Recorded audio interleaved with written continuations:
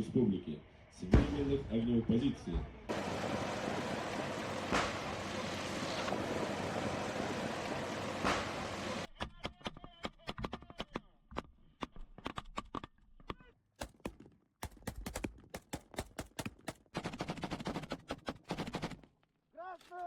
Держу!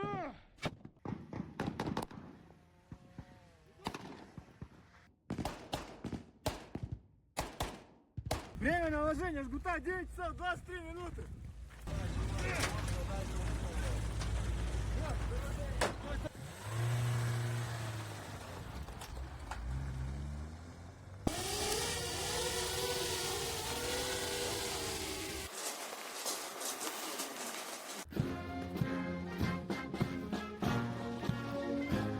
Личный состав участников совместного тактического учения Завершилось совместное конгресско-российское учение.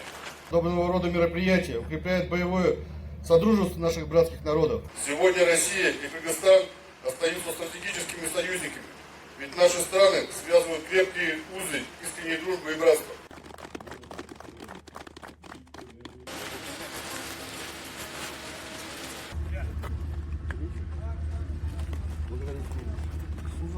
Именно Артема Аркадьевича.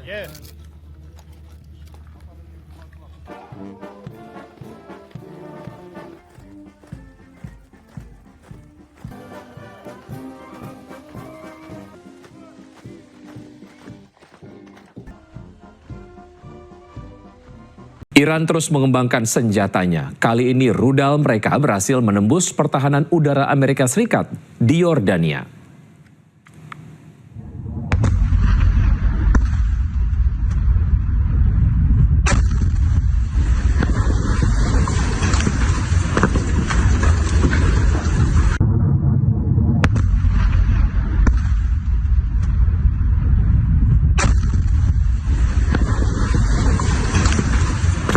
Iran kembali meluncurkan gelombang serangan drone dan rudal canggih yang mampu mengubah arah secara mendadak. Rudal dan drone mereka berhasil menembus pertahanan udara Amerika Serikat di Yordania. Media Amerika Serikat The New York Times juga telah mengungkapkan kecanggihan senjata milik Iran. Serangan Iran yang telah berlangsung sejak bulan Juli telah melukai lebih dari 100 tentara Amerika Serikat.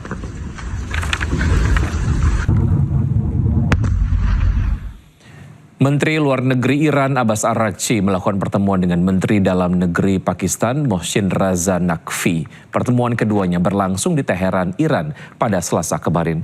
Lawatan Mohsin ke Teheran ini membawa misi diplomatik penting di mana Pakistan bertindak sebagai mediator utama demi meredakan ketegangan yang tengah memuncak antara Amerika Serikat dan Iran.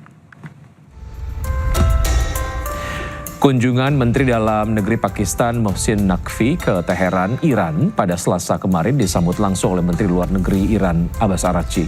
Kantor berita Iran juga melaporkan jika Mohsin Naqvi telah tiba di Teheran sebelumnya dan disambut oleh Menteri Dalam Negeri Iran Eskandar Momeni. Pertemuan ini terjadi ketika Sekretaris Dewan Keamanan Nasional tertinggi Iran yang baru saja dilantik, Mayor Jenderal Mohsin Razai, mengatakan bahwa saat ini Iran tengah berada di tahapan sensitif dalam menentukan masa depannya.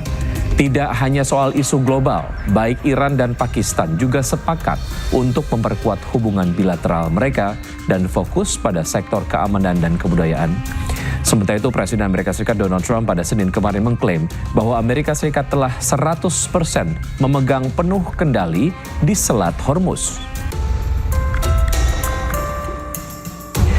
Selain bertemu dengan Menteri Luar Negeri Iran di hari yang sama, Menteri Dalam Negeri Pakistan Mohsin Raza Naqvi juga bertemu dengan Presiden Iran Masoud Pezeshkian. Dalam pertemuan ini, Mohsin Naqvi kembali mengupayakan mediasi antara Teheran dan Washington untuk mengakhiri perang dan membuka kembali Selat Hormuz. Dalam kesempatan ini, Presiden Iran juga menekankan perlunya meningkatkan kerjasama bilateral kedua negara, terutama di bidang ekonomi, perdagangan, budaya, dan juga keamanan. Pakistan remains engaged alongside our brotherly states in sincere efforts to resolve the crisis in the Middle East and the Gulf. Pakistan is making all-out efforts to bring the two parties to negotiating table, Islamabad MOU, and pave the way for peace and stability in the region. Pakistan will continue to offset spoilers using direct and indirect channels and enable continuation of constructive dialogue to resolve all outstanding issues. Presiden Amerika Serikat Donald Trump terpaksa masuk truk catering bandara untuk berganti pesawat secara diam-diam. Media Amerika Serikat melaporkan operasi pengelabuan ini dilakukan karena Trump mendapatkan ancaman serangan Iran.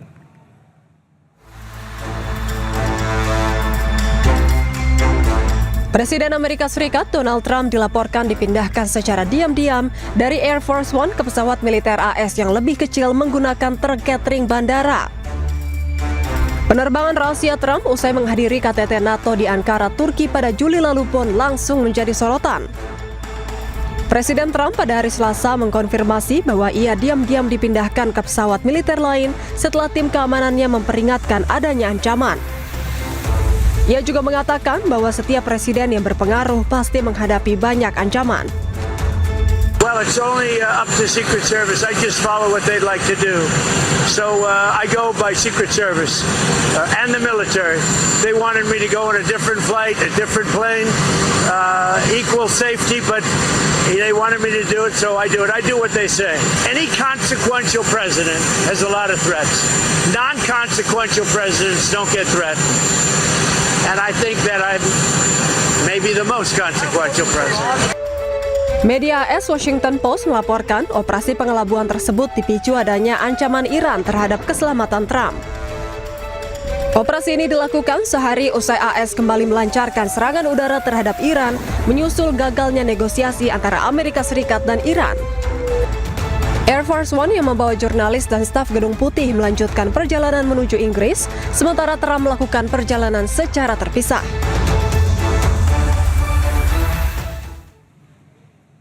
Presiden Amerika Serikat Donald Trump menegaskan dirinya tidak mempercayai Iran. Trump juga menegaskan Selat Hormuz di bawah kendali penuh Amerika Serikat. I don't trust Iran. Why? Are you saying I trust Iran?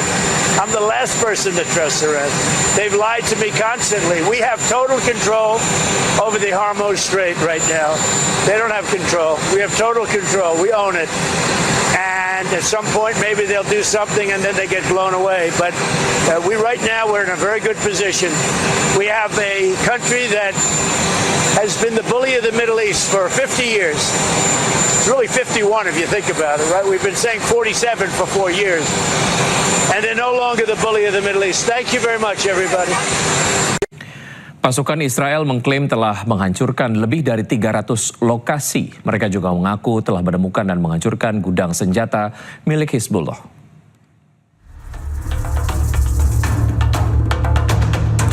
Pasukan Batalion Pengintai Golani Israel telah menyelesaikan operasi selama hampir 50 hari di wilayah Beaufort, Lebanon Selatan. Selama bertugas, pasukan ini mengklaim berhasil menguasai wilayah yang disebut sebagai benteng utama Hizbullah. Mereka juga mengaku telah menghancurkan 300 lokasi yang diklaim sebagai infrastruktur milik Hizbullah. Dan infrastruktur ini termasuk diantaranya adalah gudang senjata dan fasilitas penyimpanan. Pasukan IDF saat ini masih bertahan di Lebanon Selatan. Mereka beralasan untuk menjaga keamanan di wilayah perbatasan ini.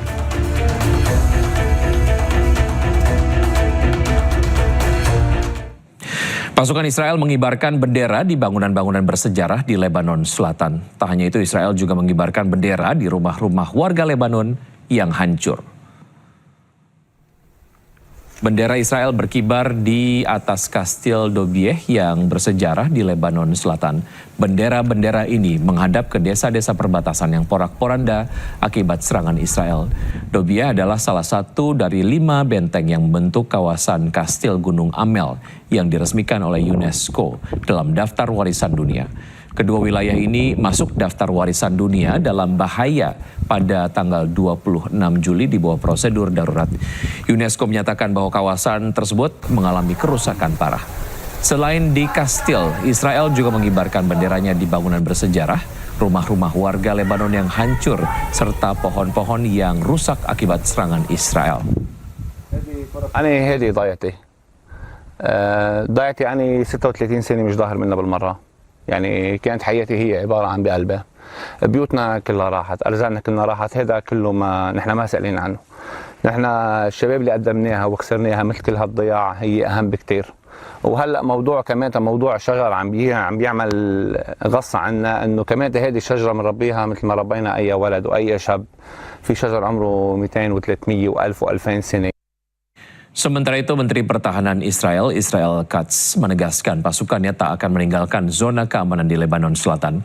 Mereka juga akan terus menyerang titik-titik yang diduga merupakan markas Hizbullah. ביטחון תושבי הצפון ובשום פנים לא נסוגים, לא בלבנון, לא בסוריה, לא בעזה מאזורי הביטחון.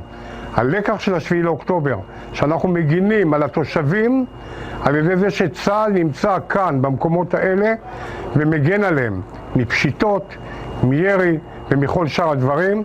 זו המדיניות שלנו, זו התפיסה שלנו, ומבצר הבופור הזה ממחיש יותר מכל את המשמעות של המדיניות הזאת.